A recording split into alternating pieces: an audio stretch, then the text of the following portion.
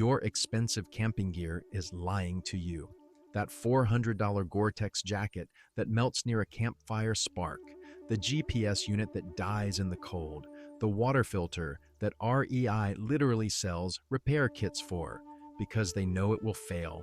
Meanwhile, for thousands of years before any of that existed, indigenous peoples across this continent survived blizzards, droughts, deep desert, and hard Arctic dark, using nothing but knowledge. Not gear, knowledge.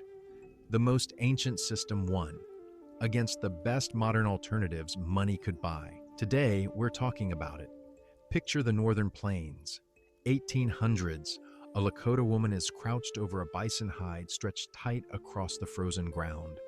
Her tools are a bone scraper and a bowl of bison brain. The hide has been soaking. She works the brain emulsion into the hide with her hands and a smooth stone, pressing it deep into the collagen fibers, working until the stiffness leaves the skin and what remains is leather so soft it drapes like cloth, so breathable it pulls moisture away from the body, so fire-resistant it won't catch a campfire spark the way your synthetic fleece will. She is not guessing. She is not performing tradition.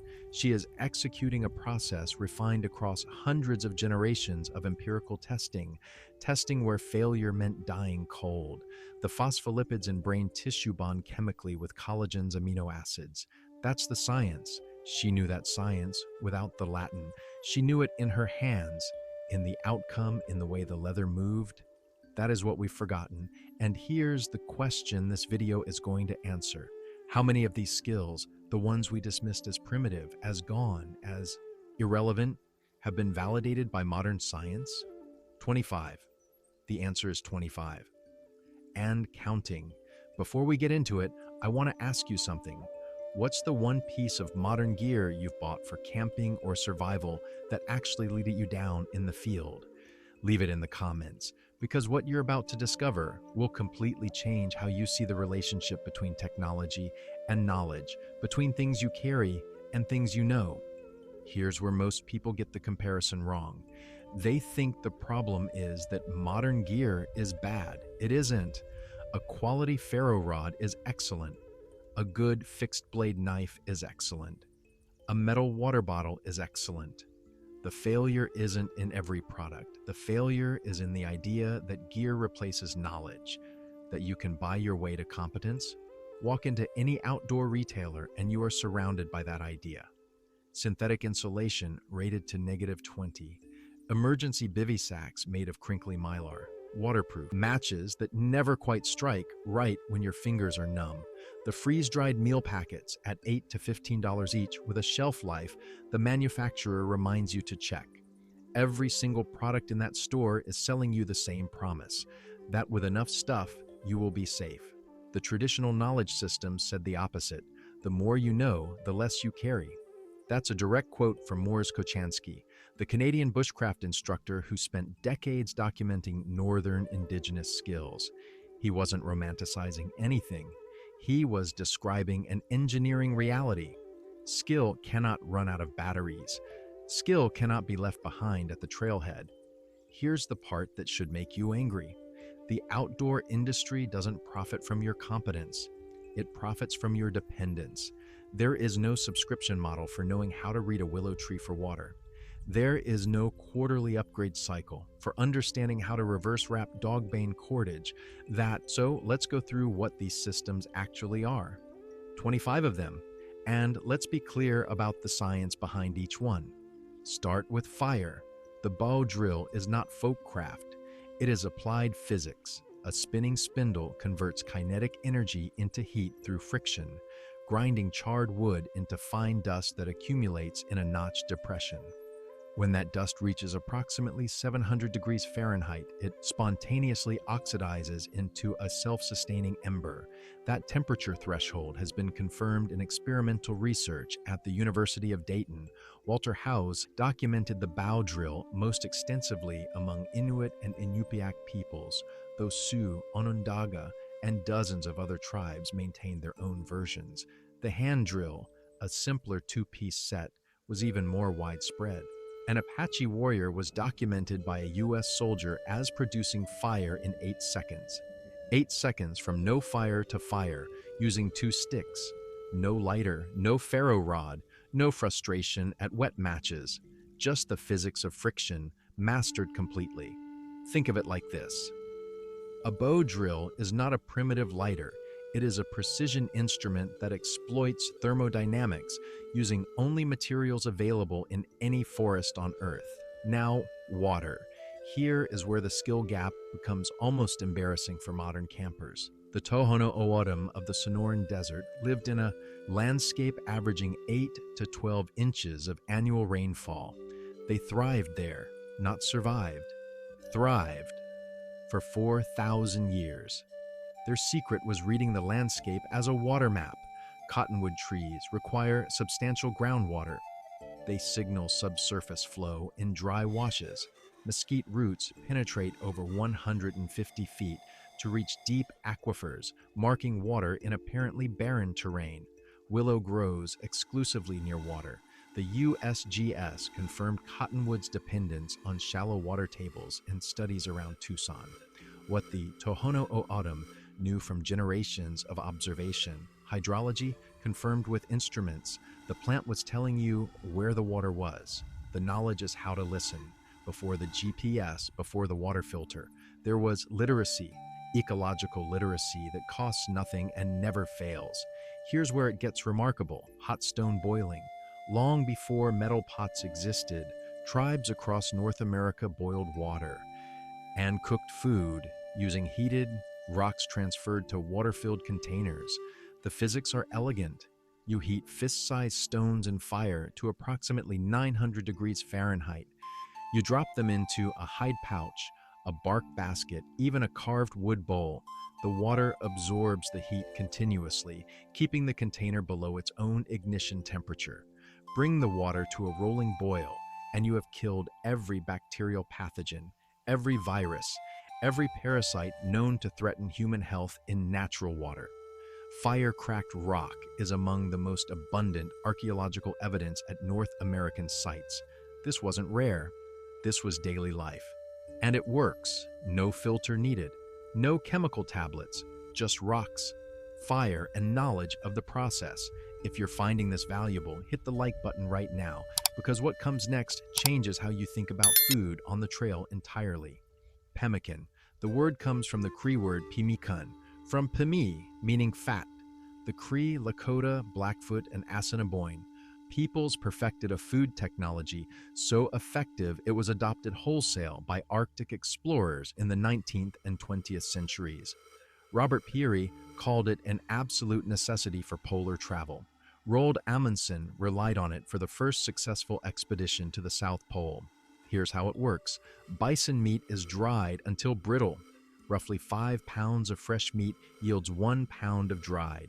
It is then pounded to near powder between stones and mixed with rendered tallow at approximately a 1-to-1 ratio by weight.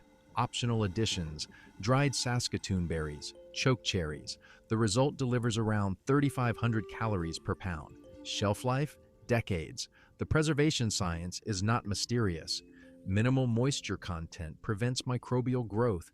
The fat seals against oxygen and bacteria. No refrigeration, no freezer, no vacuum seal technology. Just drying, pounding, and fat. 1 pound of pemmican equals 4 pounds of fresh meat in caloric value. Your $8 freeze-dried pouch lasts 2 years and provides 400 calories. Pemmican lasts 30 years and provides 3,500. Let's talk medicine.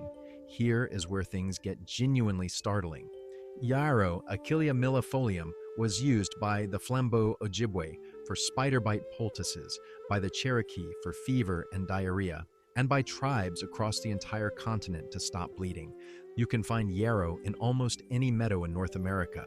It is free, it grows everywhere, and it has been clinically validated as a hemostatic agent. Meanwhile, your first aid kit contains bandages made in a factory using synthetic adhesives and processed cotton. The forest was already stocked with the pharmacy. The knowledge is the prescription. Pine resin goes further. Multiple Southwest tribes applied pitch from Panan and ponderosa pine to wounds and burns as a natural bandage, willow bark. The Cherokee brewed it for headaches and fevers. The Blackfoot and Iroquois used it for arthritis and general pain. The active compound, salicin, is the chemical precursor of aspirin. The genus name Salix literally gave salicylic acid its name. Indigenous peoples had been using the functional equivalent for thousands of years before that patent was filed. Now shelter, the Lakota teepee is not a tent. It is an aerodynamic and thermodynamic system. The inner liner, suspended 6 feet high inside the structure, creates a convection chimney. Cool air drawn under the outer cover rises through the gap between liner and wall, pulling smoke upward and out through adjustable smoke flaps at the peak. The dead air space between liner and cover provides insulation. In winter, that gap was stuffed with grass. The slightly ovoid cone shape braces against prevailing winds. Aerodynamic pressure pushes the structure into the ground rather than lifting it. East-facing entrances welcomed morning sun while shielding against prevailing westerlies. Wood pegs guided rainwater down poles between cover and liner, channeling it to the ground without interior leaking. This was documented by the State Historical Society of North Dakota. A tent collapses in high wind. A teepee was engineered to shed it. Think of it like this. A teepee is not a bigger tent. It is a passive climate management system that uses its environment rather than fighting it. The igloo is the extreme version of that same principle. Built from blocks of wind-packed snow, approximately 90% trapped air, the structure achieves a temperature differential of up to 97 degrees Fahrenheit between interior and exterior. The catenary arch, a dome shape where each block locks against its neighbors, distributes compressive forces so effectively the dome supports a standing person's weight. A sunken entrance tunnel acts as a cold air trap. Cold air, being denser, pools at the lower entrance level while warm air stratifies at sleeping level. A computational fluid dynamics study published in Building and Environment by Harbin Institute of Technology confirmed that with 5 occupants and a seal oil lamp, igloo interior temperatures can reach 36 degrees Celsius above outdoor temperatures. In a structure made entirely of frozen water, no manufactured materials, no insulation bats, just physics and the knowledge to use them. The clothing worn into that cold was each individual caribou hair is hollow, functioning as a thermal reservoir. The layering system traps rising warm air in bell-shaped garments. Wolf or wolverine hood trim reduce facial wind velocity. This was not folk tradition being validated, this was engineering being recognized. And then there is the obsidian blade. The Clovis peoples began napping it 13,000 years. The physics of conchoidal fracture allows isotropic volcanic glass to be shaped with pressure into edges that approach molecular thickness. A 1993 study in plastic and reconstructive surgery compared obsidian and surgical steel scalpels in rat wound healing. Obsidian wounds showed significantly less scarring at 7, 10, and 14 days, and fewer inflammatory cells. Researcher Payson Sheets measured obsidian edges at 210 to 1,050 times sharper than surgical steel. At approximately 3 nanometers, 30 angstroms, an obsidian edge is approaching the thickness of a few molecules. Your sharpest kitchen knife is nowhere near this. Some surgeons today use obsidian blades for delicate procedures precisely because the edge is cleaner, finer, and causes less tissue trauma. Experimental archaeologist Don Crabtree, one of the foremost authorities on napping, insisted on being operated on with obsidian scalpels he had napped himself. The blade that modern medicine calls primitive is sharper than what hangs in your operating theater. So why did we abandon all of this? 3 reasons, and they all come down to profit rather than performance. First, speed, brain tanning. A single hide properly takes 4 to 6 days of physical labor. A chrome tannery processes hundreds of hides per day. Industrial speed made the old method economically invisible. Second, cost. Building a bow drill set requires knowledge, which is free. and an hour of work in the woods. A lighter costs $2 and requires no knowledge at all. When labor costs disappeared into factories, knowledge-dependent skills were replaced by purchase-dependent shortcuts. Third, a new technology arrived that made the old method seem unnecessary. Cheap synthetic insulation from the petrochemical industry in the mid-20th century appeared to make brain-tanned leather and rabbit skin blankets obsolete. But the hidden cost emerged slowly. Synthetic insulation is flammable, non-biodegradable, and fails when wet. Brain-tanned leather is fire-resistant, field repairable, and breathable. The replacement was cheaper, it was not better, but cheaper wins in an economy. So here's what you can do right now. 3 options from easiest to most invested.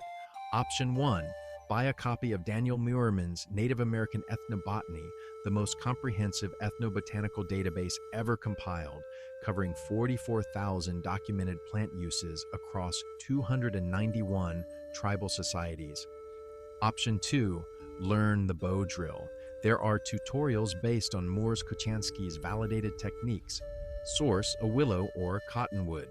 Fireboard and a straight willow spindle. Practice at home before you need it in the field. Give yourself 2 weeks of daily practice sessions. The skill, once built, lives in your hands.